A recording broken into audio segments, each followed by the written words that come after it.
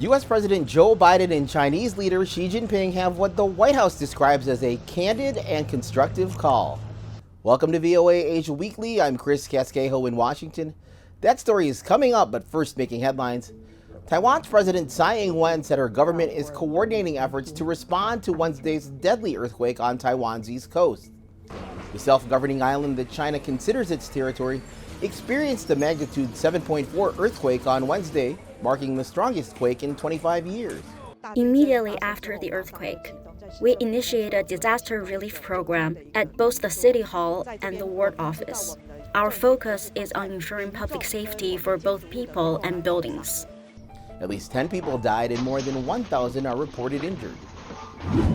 Residents of Japan's Okinawa Islands fled to high ground on Wednesday after the earthquake in Taiwan triggered tsunami warnings. The Japan Meteorological Agency reported that a tsunami wave of 30 centimeters, or about 1 foot, was detected about 15 minutes after the earthquake. North Korea fired a suspected intermediate-range ballistic missile into the sea off its east coast on Tuesday.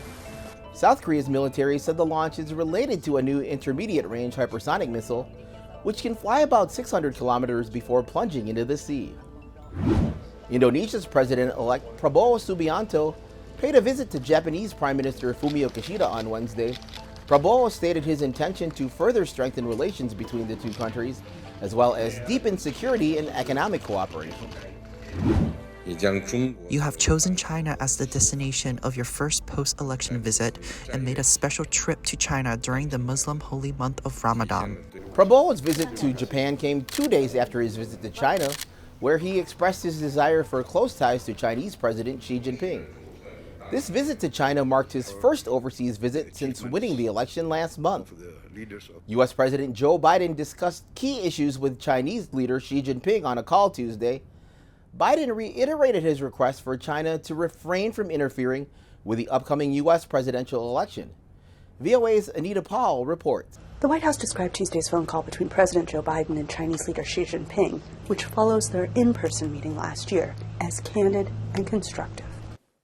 This time, the two covered a range of issues they had previously discussed in November, including joint counter-narcotics efforts, military communication, and the risks of artificial intelligence. We believe that there is no substitute for regular communication at the leader level to effectively manage this complex and often tense bilateral relationship. And both presidents agreed to pick up the phone and speak when needed. Xi, in a statement, said both leaders found the phone call to be candid and constructive. But he stressed that disagreements remain, notably about the status of Taiwan, which China claims. In his statement, Xi said the China-U.S. relationship is beginning to stabilize, and this is welcomed by both societies and the international community. On the other hand, the negative factors of the relationship have also been growing, and this requires attention from both sides. The White House said Biden reiterated, but did not advance, previous concerns about Chinese interference in the upcoming U.S. election. Xi did not mention the topic in his account of the call.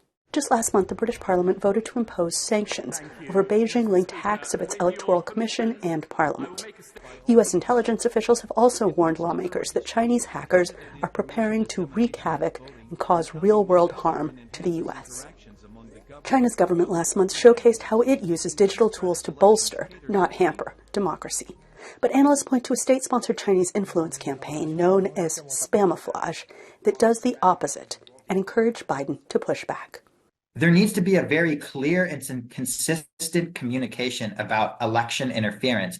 And I don't just mean hacking into voting systems, which in itself is obviously one of the most heavy-handed forms of election interference, but even the ones that involve manipulating public opinion in deceptive ways, or even just trying to discourage people from voting, which we have seen from operations that have been linked to China in the past. The White House did not say when the two leaders would next speak, but Xi, in his statement, said he welcomed this week's visit to China by U.S. Treasury Secretary Janet Yellen. Anita Powell, VOA News, Washington. Visit voanews.com for the most up-to-date stories. I'm Chris Casquejo. Finally, we take you to South Korea, where a large crowd of fans braved steady rain Wednesday morning to bid a final goodbye to Fubao, the first giant panda born in South Korea. That was in 2020, and she's now on her way to a new home in China.